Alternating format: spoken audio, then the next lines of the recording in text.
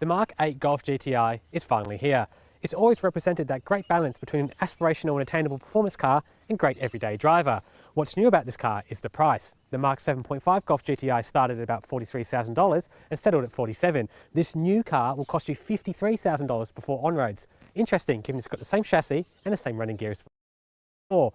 What's it like to drive? Well, today we're going to take it on the road and the track to see whether it still hits the mark.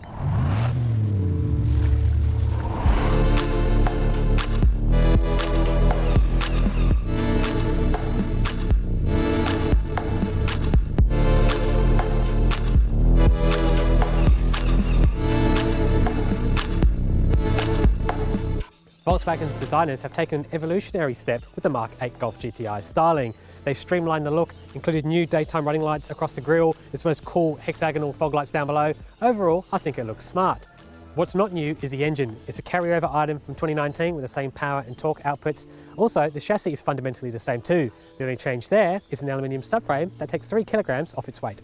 Our test car also features 18-inch wheels, a large rear spoiler, and plenty of GTI badges. The biggest change with the Mark 8 Golf GTI versus the Mark 7.5 is its interior layout. Volkswagen have removed all physical buttons and made everything controlled through the infotainment display. Now, this is to create some conjecture both internationally and locally too in our comments section, but there is some merit to this and I'll show you that now. For example, in order to change the fan, you press this button here, use the fan slider control, then press X to go back to where you were going. There are some buttons, however, no volume knob, but there are some temperature controls and volume controls on the dash itself. Look, I do prefer tactile buttons, but I reckon you'll get used to this system in due time. Moving on to the lower center console, and Volkswagen has really streamlined this area. We've got a really small gear knob that I quite like, a start button, and a really clever induction charging pad. What you can do is put your phone in here, and then you can place your key on the top. We've heard some cases where people have placed their key on a wireless charging pad and cooked it by accident. This stops that happening. Behind this area, you'll find a versatile cubby with fold-out cup holders and a large center armrest as well. In terms of general ambience, you've got the classic tartan GTI seats. This car has no leather, so it gets cloth. The seats are one piece with Alcantara bolstering. I think they look fantastic. Directly in front of the driver is a digital instrument display that's highly customizable.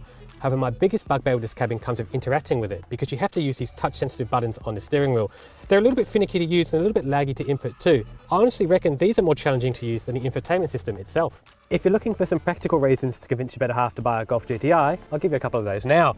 In terms of space, it's pretty good here. A couple of centimetres of knee room, good foot room, good headroom. GTI is a comfortable place to be. You've got ISOFIX points on either seat, meaning you can fit 2 baby seats in this car. There's rear air vents, rear temperature controls, something you don't see very often, 2 USB-C ports and 1 touch windows all round. In terms of more practical items like storage, this cabin is excellent. You've got device holders up front, something to store some books down below.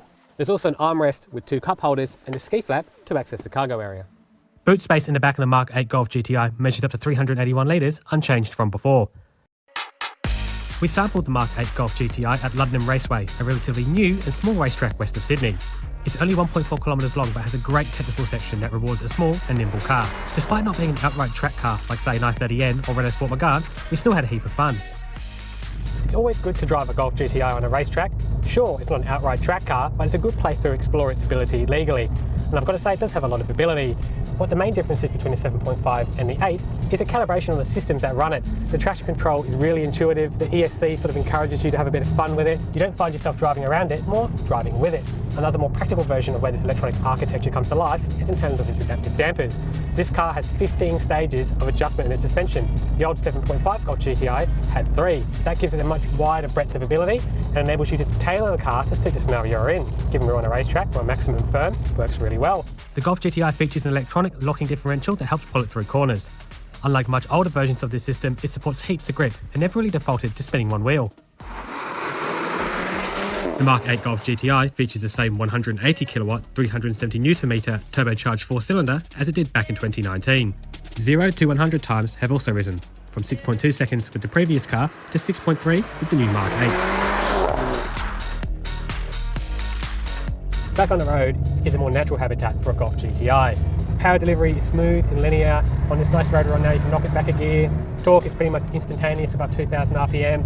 The steering is nice and direct, probably a little bit sharper than it was before, if anything. And it's a great car, it's transparent, it lets you know what's going on, and it's fun, most importantly. I'm having a bit too much fun here, to be honest. Something else great about this car is that 15-step adjustable suspension system that I mentioned earlier. On a road like this that's got some imperfections, it's a little bit bumpy, you can just move it off stiff a bit. Gives you more traction, makes the car more malleable, makes it more fun, to be honest. What you can do if the road becomes billiard table smooth all of a sudden is dial it back up to get an extra bit of firmness back. Something unique about our Australian specification cars is they don't have a petrol particulate filter like the ones in Europe. Those cars in Europe, as a consequence of that filter, they've lost a bit of noise, whereas our car still makes a good tune. I'll just knock it down a few gears and give you some acceleration. You still get a bit of a burble on the upshift. If you lift, you get some pops it backwards too, just slightly. It's still got some of that GTI character that those cars in Europe are missing. The 7-speed dual clutch in this car is great too. It's sharp, it's quick to respond, it changes gears really nicely. It's worth noting that they've retained a dual clutch transmission in this car, whereas the regular Mark 8 Golf, the more pedestrian version, actually uses a torque converter item. So if you want those snappy shifts, you've got to pick the GTI. One downside to this transmission versus torque converter equipped Golfs is that there is some low speed lurching. Doing a reverse park up a hill is a bit of a pain still, but you just learn to get used to it and learn to drive around it. That's the thing with a Golf GTI, it remains a really fun car. What you can do is leave the hustle and bustle, come up here on a good road, turn the stiffness up and have a really, really good time. When you're done, you're packed up shop, put it in the economical mode, soften it off, cruise home and get back to the 9 to 5. It's a really, really versatile car and it's always been the hallmark of the Golf GTI. So where does that leave us with the Mark 8 Golf GTI? Well, if you're coming from one that's a couple of years old, you might not see the value in this car.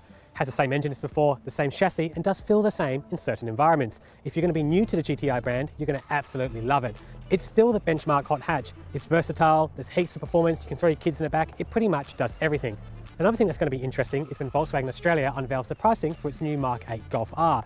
That might make this car seem a little bit more palatable in a showroom environment. Time will tell.